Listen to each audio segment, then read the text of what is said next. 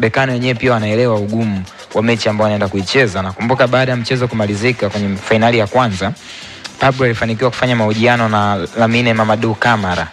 Akasema moja kati ya vitu ambavyo anatarajia ni kwenda kukutana na mchezo mgumu Tanzania. Kwa hiyo watajiandaa kwa sababu wanajua ukija Tanzania ni mazingira gani ambayo wanaweza kukutana nayo. Na kwenye football ni kwamba kama Simba alifungwa magoli mawili, maana yake Berkane wanajua hata Simba na wenyewe wanaweza wakafunga hayo magoli mawili. Sasa kufunga makuto kufunga itategemeana na maandalizi kuelekea kwenye huo mchezo. Itategemeana na mentality za wachezaji kuelekea kwenye huo mchezo. Itategemeana na desire, matamanio ya wachezaji kuelekea kwenye huo mchezo. Lakini pia utahitaji kuwa na wafanyakazi wako bora katika siku ya kazi husika, kwa maana katika hiyo siku ya finali. Kwa hiyo kitu kingine ambacho Simba wanahitaji kubadilika, nafikiri hakuna namna ambavyo unaweza kukimbia ubora wa Berkane, kwa sababu watu wamekuwa kiuliza kwamba Berkane ana madhaifu gani ili Simba wayatumie. Na Juma achukua hii. Ndio. Wakati mwingine ukitaka kufanikiwa sio lazima utumie madhaifu ya mpinzani wako. Okay. Unaweza ukajaribu kucompete kwenye ubora ambao yupo nao. Kwa hiyo ubora wa Berkane mara nyingi tuliushuhudia kwenye ule mchezo. Si timu ambayo itakupa muda na nafasi kwenye mpira, ni timu ambayo itakupress muda wote, ni timu ambayo inaweza kukufanyia man marking na kufunga njia nyingi za pasi, ni timu ambayo inaweza kukupa wakati mgumu hata katika ujenzi wako wa mashambulizi. Inawezekana tukawa tunaamini Berkane atakuja kuzuia kwenye eneo lake, alafu akaanza kusurprise, akaanza kuchagua vipindi kwamba katika dakika 90 wakana gazi ile dakika 90 katika makundi tofauti tofauti, kwamba kuna muda tutapress kuanzia juu kwa kushinikiza Simba kwenye eneo lao, kwa sababu wanasema high risk high rewards. Kwa lazima ubalance hapo. Wakati unachukua hatari kubwa zaidi, kuna uwezekano wa kufanikiwa ama kuto kufanikiwa. Kwa hiyo unaweza ukapress Simba kuanzia juu, alafu waka expect kwamba wanaweza kufanya makosa, tukafanya turnovers, tukaweka mpira kwenye wavu. Kuna wakati tuta defend kwenye low block. Kila mtu anajua timu kutoka ukanda wa kaskazini ni namna gani zinaweza kuofa ushindani katika eneo la kuzuia. Lakini pia utahitaji kuwa na wachezaji ambao wanaweza kukabiliana na huo ubora katika uzuiaji wa wapinzani.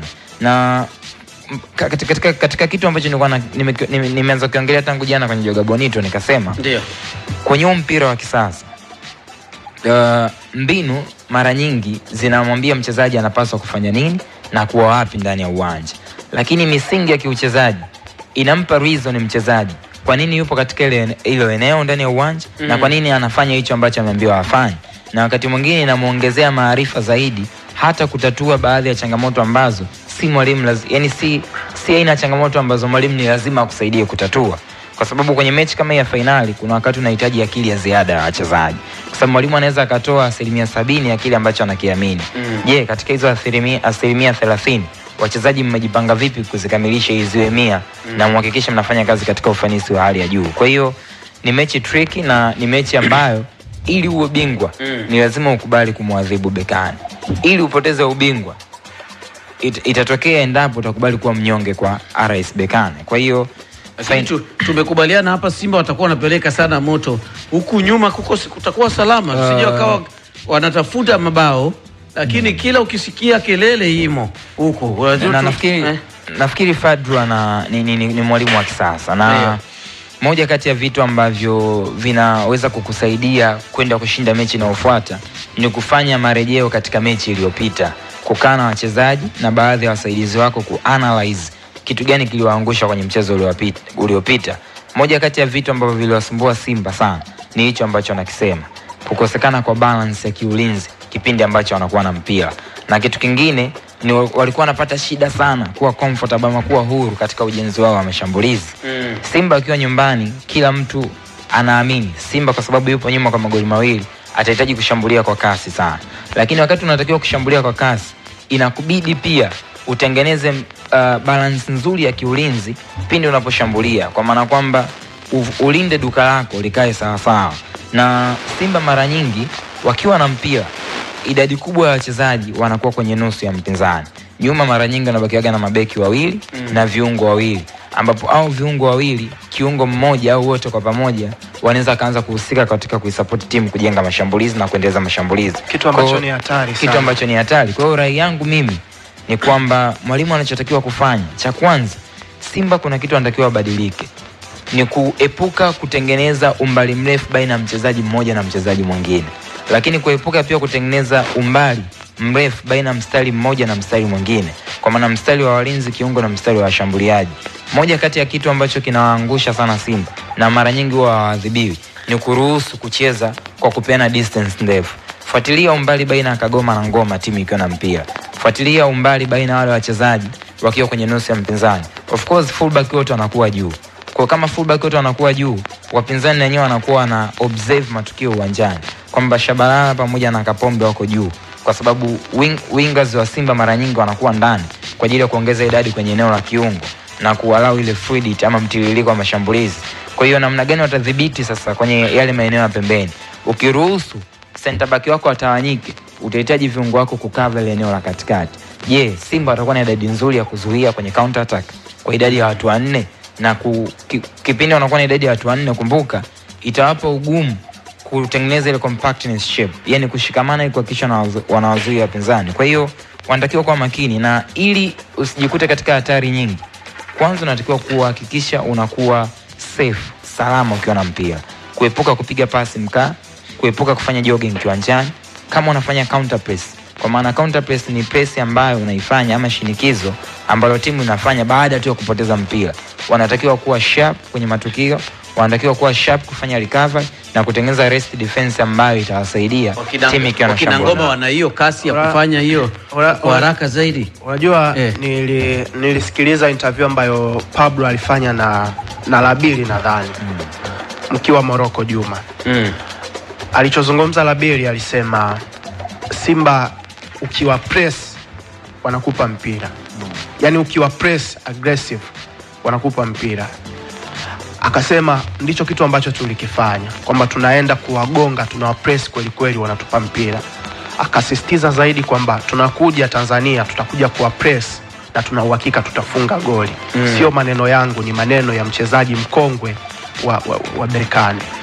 So point ni nini? Ndio. Kitu cha kwanza utamzungumzia Fadlu kutengeneza muundo ambao ni mzuri zaidi. Utamzungumzia Fadlu kuselect kikosi ambacho ni bora zaidi. Lakini 99.9% anategemea uwezo binafsi wa wachezaji kuweza kumbeba na kubeba aina yake ya football ambayo anataka timu icheze. Wewe ni professional player, wewe ni Fabrice Ngoma, wewe ni Kagoma. Unawakilisha mashabiki wa Simba zaidi ya milioni 30. Wamekuamini, yani kuna watu zaidi ya milioni 30 wanaipenda Simba, lakini wamekuamini wewe ndo unacheza pale. Lazima uwe na discipline.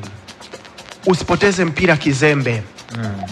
Unapopewa pasi hakikisha pasi inafika, kwa sababu Berkane wanajaribu kupress, wanatengeneza mtego na watu 4. Kama ulivyoona goli la pili linatokea, watatengeneza mitego mingi sana kwenye transition. Yani wakati Simba wanatoka nyuma wana mpira, wametoka kwenye phase ya kwanza wanakuja kwenye phase ya pili, Berkane watafika, wataenda kuwagonga pale. Wakiiba mpira sasa ndo changamoto.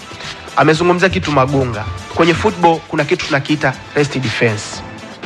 Yani haiwezekani unacheza nyumbani na Berkane, unamwambia Zimbo na Kapombe wakati tunatoka kwenye phase ya kwanza ya ujenzi wavuke mstari wa katikati waende mbele, afu nyuma ubaki na Shamo na Hamza. Idadi hiyo ni ndogo. Watakuua. Utacheza hivyo na Mashujaa, utacheza hivyo na Namungo, kwa sababu anakuwa kwenye road block. Na kwa sababu muda mwingi wako nyuma ya mpira, utasurvive. Guys, wale ni Berkane, wana Basene, wana Osama, wana Labili, wana Mehili, au wote wana quality. Rest defense, tumeona timu zote duniani mara nyingi sana huwa wanabaki na watu 5 nyuma. Kwa mfano, Arsenal, rest defense yao iko vipi? Nyuma huwa anabaki Timba, wakati timu sasa inatoka nyuma kabisa, huwa anabaki Timba, Saliba, Gabriel na Saliba kama ma center back 3. Then full back wa kushoto, Lewis Kelly anaingia ndani kuungana na Partey. Wanakuwa kama namba 6 wawili. Kwa hiyo wanapotoka nyuma Arsenal, wana ma center back 3, wana viungo wawili. Then Rice na Odegaard wana huru wa kwenda mbele zaidi. Hiyo ni WM rest defense ya Arsenal. Kwa hiyo in case wamepoteza mpira kwenye transition, ukiwapiga counter attack utaenda kukutana na watu 5 nyuma. Manchester City kuna muda rest defense yao ilikuwa hivi. Kuna muda walikuwa wanabaki ma center back wawili, and then full backs wote wawili wanaingia ndani kuungana na Rodri. Kwa hiyo nyuma amebaki ma center back wawili, mbele yao kuna namba 6 watatu. Kwa ni WM rest defense ya watu watano ambayo imegeuka. Sio kama tunaelewana. Ndio. Manchester United kuna muda walikuwa wanatengeneza rest defense, utakuta nyuma wanabaki ma fullback, ma center back wawili.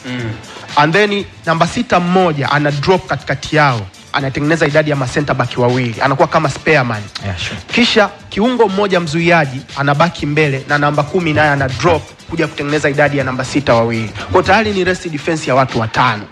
Sasa nenda kaangalie mechi za Simba ambazo wamekuwa na ruhusu magoli. Nitaanza na mechi ya Mashujaa, I mean na KMC. Uliona ile mechi ambayo nani yule alifunga goli yule? Chambo. Walikuwa wamebaki hawa wawili ma center back. Ma full back wote wako mbele zaidi. Rejea mechi na Al-Masry away ya goli 2.